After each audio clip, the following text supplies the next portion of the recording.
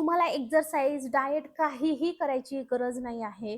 फक्त ब्रेकफास्टमध्ये तुम्हाला हे इन्क्लूड करायचं आहे. इतकं जबरदस्त फॅट लॉस होणार आहे मंडळी तुमचं. ज्यांना कोणाला उष्णता आहे, मूळव्याध आहे किंवा ज्यांना उष्णता नाही आहे, त्यांना तर काही प्रॉब्लेमच नाही.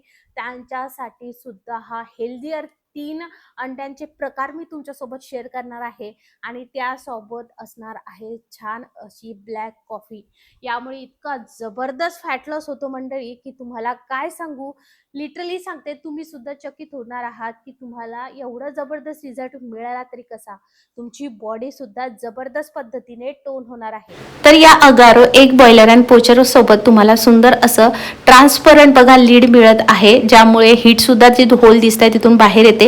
हे पोचरचा ट्रे आहे. एकदाच तुम्ही 4 ऑमलेट किंवा 4 पोचर सुद्धा बनवू शकता. त्यानंतर एकदाच 8 अंडी उकडवू शकता. तर हा अंड्याचा ट्रे असणार आहे आणि खाली जी आहे ही पूर्ण जी तुमची आहे ती मेन बॉडी असणार आहे. इथे आता आपण पाणी वगैरे टाकणार आहोत आणि हे ऑन ऑफ करायचं स्विच असणार आहे. पूर्ण स्टेनलेस स्टीलची याची बॉडी आहे आणि यासोबत तुम्हाला या 3 पिनचं सॉकेट मिळत आहे.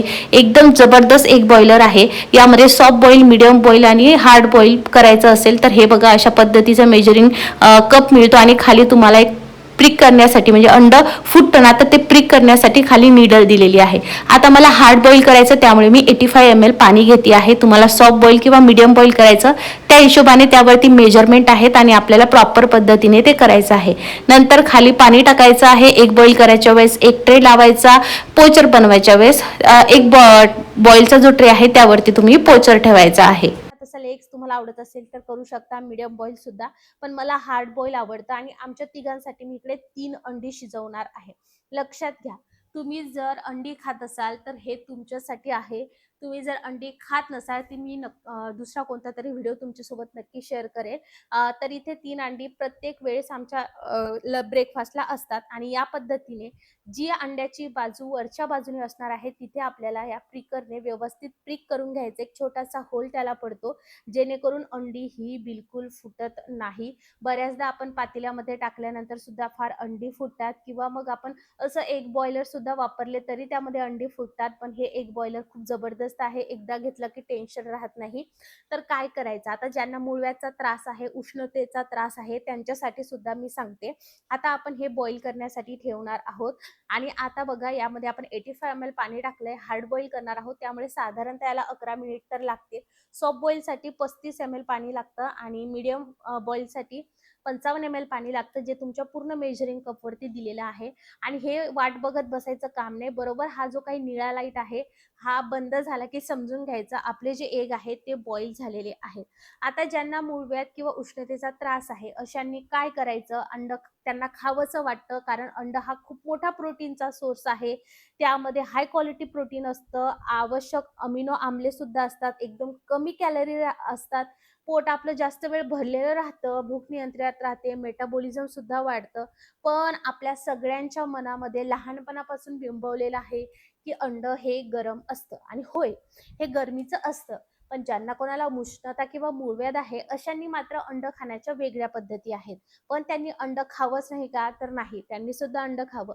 पण जेव्हाही तुम्ही तुमच्या डाएटमध्ये अंड्याचं इन्क्लूड करता तेव्हा तुम्हाला भरपूर पाणी प्यायचं आहे. कारण ते गरम असतं आणि गरम असल्यामुळे आपल्या शरीरामध्ये प्रॉपर पाणी असणं गरजेचं आहे. पाणी आपल्या शरीराची जी काही टेम्परेचर आहे ते मेंटेन ठेवण्यास मदत करतं. आता तुम्ही बघू शकता आपोआप बटन बंद झालं किंवा लाईट बंद झाला आणि आपलं हे जे काही एग्स आहे ते व्यवस्थितरित्या स्टीम झालेले आहेत. आता हे तुम्ही डायरेक्टली थंड पाण्यात, जर तुम्हाला गडबड असेल तर थंड पाण्यात टाकून घेऊ शकता, म्हणजे पटकन याची साल निघतात. किंवा मग बाकीची कामं करायची असेल ते करून घेऊ शकता. कारण पण मला ना उकडलेली अंडी ही गरम गरमच खायला आवडतात आणि तिघांचे 3 भाग इकडे मी करणार आहे. आणि मला उष्णतेचा आणि मूळव्याधचा त्रास आहे त्यामुळे मी काय करणार हे तुम्हाला सांगते. तर माझ्या हसबंडसाठी आणि मुलीसाठी मी पिवळा भाग त्यामध्येच ठेवला आहे, पण माझ्यासाठी मात्र मी पिवळा भाग काढून घेणार आहे. कारण ज्या पिवळा भाग आहे त्याच्यामध्ये जास्त उष्णता असते त्यामुळे. पण जर तुम्हाला जास्त उष्णतेचा त्रास नसेल, समजा तुम्हाला 2 एग खायचे, तर एका एग मधला पिवळा भाग तुम्हाला ठेवायचा आणि एका एग मधला पिवळा भाग जो आहे तो तुम्ही काढून टाकू शकता. मी कधी कधी या पद्धतीने सुद्धा खाते, पण मला जर जाणवलं की मला उष्णतेचा त्रास व्हायला लागलेला आहे तेव्हा मी फक्त अंड्याचा पांढरा भाग खाते. 3 अंड्यामध्ये जर बघायला गेलं तर 18 ग्राम प्रोटीन तुम्हाला मिळतं आणि भूक लागत नाही. ब्रेकफास्टला एकदम उत्तम पर्याय आहे. आता बघा, याला छान अशी टेस्ट येण्यासाठी थोडंसं मीठ भुरभुरायचं, तिखट भुरभुरायचं. पण ज्यांना कोणाला हाय बीपीचा त्रास आहे त्यांनी मीठ टाकायचं नाही. पण प्रत्येक महिला तिची डिलिव्हरी झाल्यानंतर तिचा जो काही बीपी असतो तो लोअर साईडला असतो. प्रत्येक म्हणजे 80 ते 90% म्हणायचं आहे मला. काही महिलांना हाय बीपी सुद्धा असतो. तर ज्यांना लो बीपी आहे त्यांनी मीठ टाकू शकता. पण खरं सांगते, ऑनेस्टली सांगते, मी मीठ तिखट टाकत बसत नाही. कधी-मधीच टाकते जर खूप कंटाळा आला असेल तर. आणि मी फक्त पांढरा भाग, म्हणजे माझ्या डाएटमध्ये एक तर उकडलेले 2 अंडी असतात, त्यामध्ये एकामध्ये पिवळा आणि एकामध्ये पांढरा. आता दुसरी पद्धत मी तुमच्यासोबत शेअर करते. यामध्ये आपल्याला ऑमलेट बनवायचं आहे, एक पोचर बनवायचं आहे. आणि जर तुम्हाला मटकी स्टीम करायची असेल, कॉर्न स्टीम करायची असेल, तर ते सुद्धा भाज्या तुम्ही यामध्ये, सॅलड स्टीम करायचं असेल तर ते करू शकता. आणि तुम्ही जर डाएटवरती असाल तर तुम्हाला असं तेल लावायचं गरज नाही. या ट्रेमध्ये तुम्ही 4 वेळेस एकदाच ऑमलेट करू शकता, 4 एकदाच पोचर करू शकता. आता ऑमलेट कसं करायचं, तर मी इथं 1 अंड घेते आहे. पण जेव्हा मला भूक जास्त लागलेली असेल किंवा मग मला जर असं वाटलं की डिनर मला फार हलका करायचा, तर मी 2 अंडी घेते. डिनरमध्ये कधी-कधी मी ऑमलेट याचा वापर करते. आणि मी अंडे कधी पण एकदाच घेते. एकतर सकाळी घेते नाहीतर रात्री घेते, जेणेकरून मला उष्णतेचा त्रास होऊ नये म्हणून.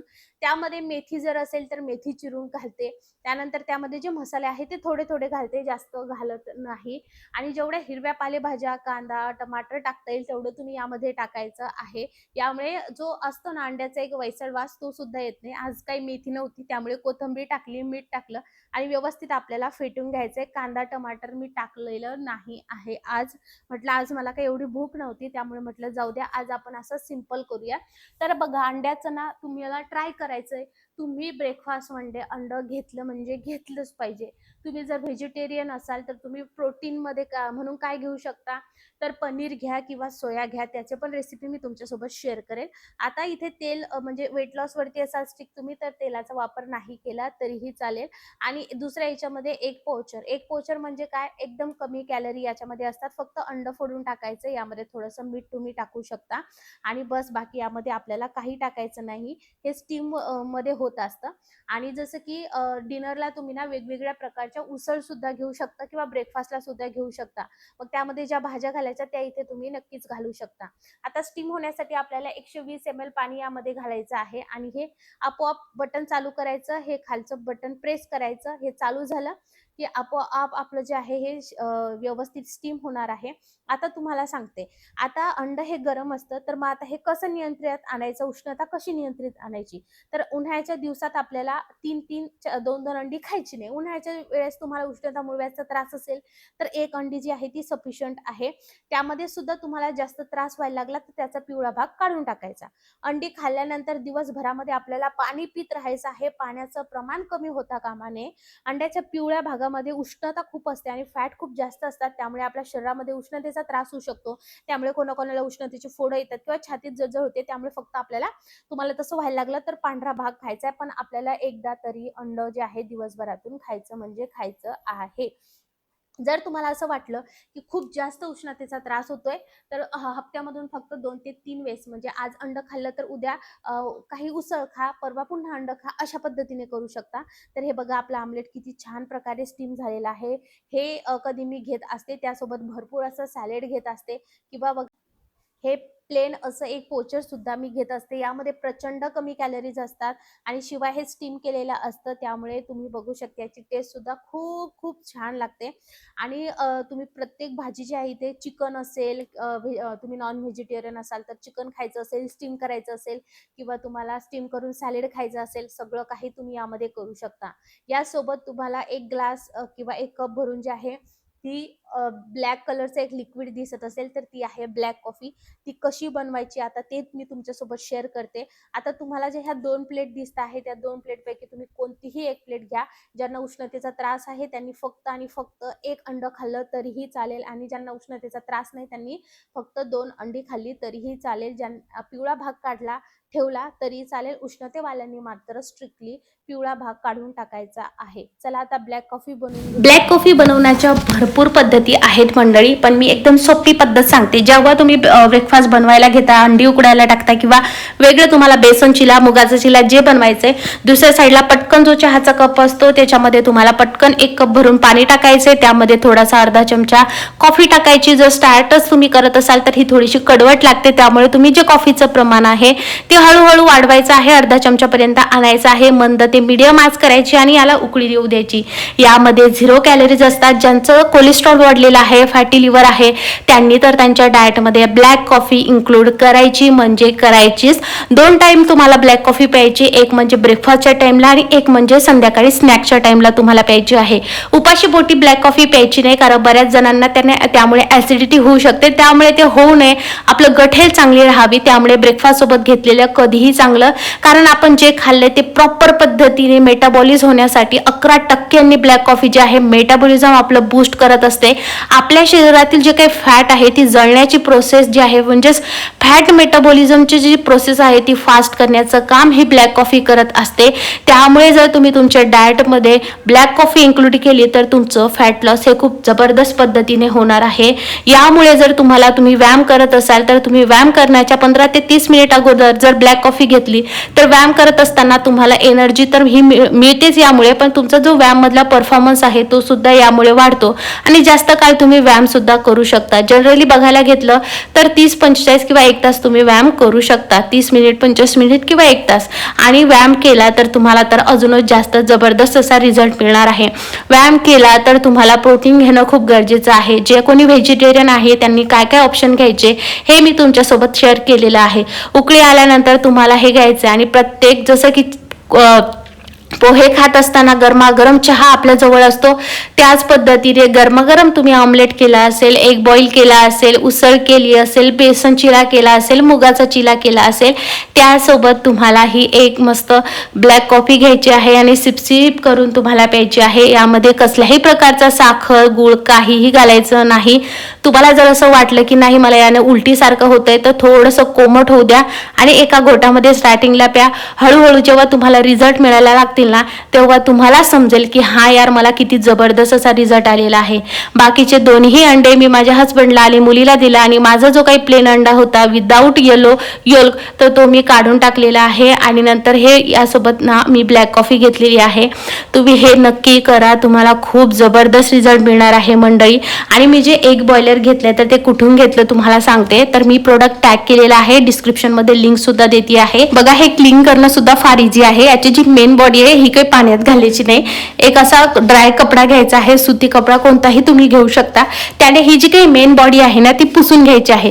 बाकीच्या ज्या गोष्टी आहे जसं पोचर झालं किंवा जिथे आपण एक ट्रे ठेवतो किंवा वरचं जे हँडल झालंय ट्रान्सपरंट ते आपण छान असं जसे भांडे घासतो त्या पद्धतीने आपण घासून घेऊ शकतो. आणि हे एक बॉयलर असं आहे की जे डेली यूज करू शकतो आपण, म्हणजे यामध्ये एग्स नाही तर बाकीच्या गोष्टी सुद्धा फार योग्य पद्धतीने स्टीम होतात. आणि आजकाल आपल्याला डायटिंग करणं हे खूप गरजेचं आहे. त्यामुळे तर माझ्या मेन काउंटर टॉपवरती तर हे वरतीच असतं. माझ्याकडे एक जुनं एक बॉयलर होतं पण ते काहीही कामाचं नव्हतं, त्यामुळे मग मी हे परचेस केलं. मला हे खूप बेस्ट वाटलं. म्हटलं चला तुमच्यासोबत सुद्धा शेअर करते. आणि तुमच्या ब्रेकफास्टमध्ये, लंचमध्ये आणि डिनरमध्ये प्रोटीनचा इंटेक नक्की वाढवा. पण जेव्हा तुम्ही प्रोटीन इन्क्लूड करता तेव्हा लक्षात घ्या की तुमची फिजिकल ऍक्टिव्हिटी, एक्सरसाइज असणंही तेवढं गरजेचं आहे. मग पटकन ऑर्डर करा. चलो बाय.